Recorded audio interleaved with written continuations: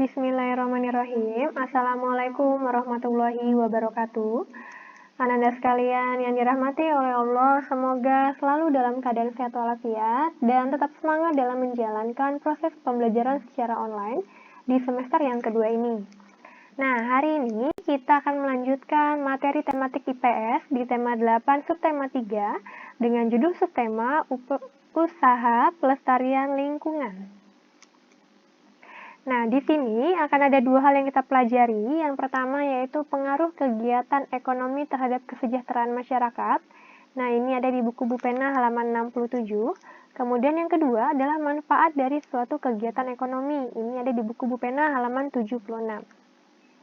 Kita bahas dulu yang pertama, pengaruh kegiatan ekonomi terhadap kesejahteraan masyarakat. Nah, kegiatan ekonomi adalah kegiatan manusia untuk memenuhi kebutuhan hidupnya.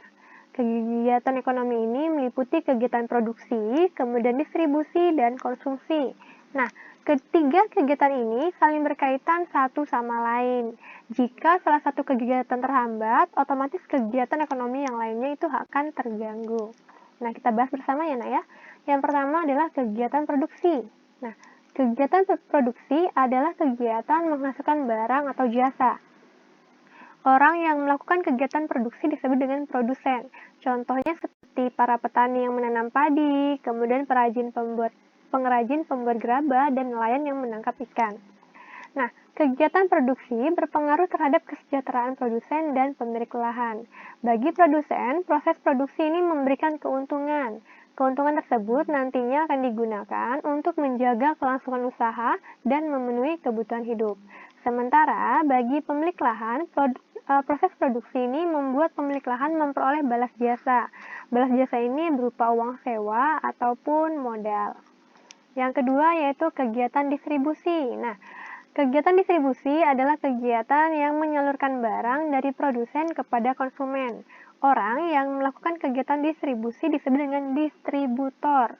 Nah, kelancaran distribusi barang membutuhkan sarana transportasi dan akses yang memadai. Contohnya, kegiatan distribusi ini seperti penyaluran buku dari penerbit ke toko buku, kemudian menjual makanan dari pembuat makanan, dan menjual sayur hasil panen petani. Nah, kegiatan distribusi ini berpengaruh terhadap kesejahteraan distributor, produsen, dan konsumen. Distributor akan mendapatkan balas jasa berupa uang.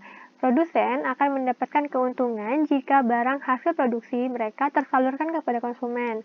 Sementara konsumen ini mendapatkan barang ataupun hasil produksi dengan cepat dan tepat. Kemudian yang ketiga, kegiatan konsumsi adalah kegiatan menghabiskan atau menggunakan barang dan jasa. Orang yang melakukan kegiatan konsumsi disebut dengan konsumen. Contohnya seperti makan, kemudian menggunakan seragam, dan mengenakan sepatu. Kegiatan ini berpengaruh terhadap kesejahteraan konsumen, produsen, dan distributor. Kebutuhan hidup konsumen akan terpenuhi dengan kegiatan konsumsi. Dengan mengkonsumsi barang atau jasa, konsumen berusaha memperoleh kepuasan optimal, dan dengan demikian konsumen dapat mencapai taraf hidup yang sejahtera. Sementara bagi produsen dan distributor, kegiatan ini tentunya akan mendatangkan pendapatan. Nah, ini adalah contoh peta pikiran ya, Nak ya. Pengaruh kegiatan ekonomi terhadap kesejahteraan masyarakat, baik kegiatan produksi, distribusi, dan kegiatan konsumsi. Sementara ini adalah pengamatan kegiatan ekonomi di lingkungan sekitar. Jadi, jika kita melihat ke lingkungan sekitar kita, itu ada setidaknya kegiatan produksi, kegiatan distribusi, dan kegiatan konsumsi. Kemudian yang kedua, manfaat dari suatu kegiatan ekonomi. Nah, peranan setiap kegiatan ekonomi dapat dijelaskan sebagai berikut. Yang pertama, pada proses awal industri kayu memiliki peran sebagai penyedia bahan baku berupa kayu yang diperoleh dari hasil hutan. Kemudian yang kedua, kayu tersebut diolah oleh perajin kayu sehingga menjadi barang jadi yang dapat dimanfaatkan oleh konsumen. Kemudian yang ketiga, selanjutnya kursi kayu dari pengrajin disalurkan oleh penjual mebel sehingga tidak jarang untuk membuat satu produk dapat melibatkan lebih dari 3 kegiatan ekonomi. Nah, ini contoh lain dari kegiatan produksi pakaian.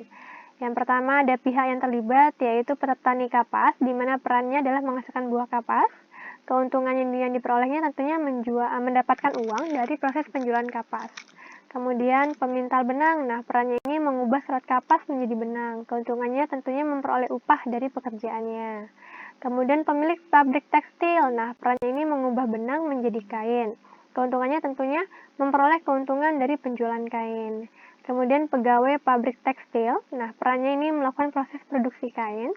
Keuntungannya tentunya memperoleh upah dari pemilik pabrik tekstil. Dan yang terakhir adalah penjahit, di mana perannya ini mengubah kain menjadi pakaian.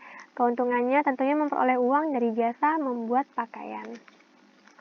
Baik, sekian dulu materi IPS untuk hari ini. Ustazah akhiri, wassalamualaikum warahmatullahi wabarakatuh.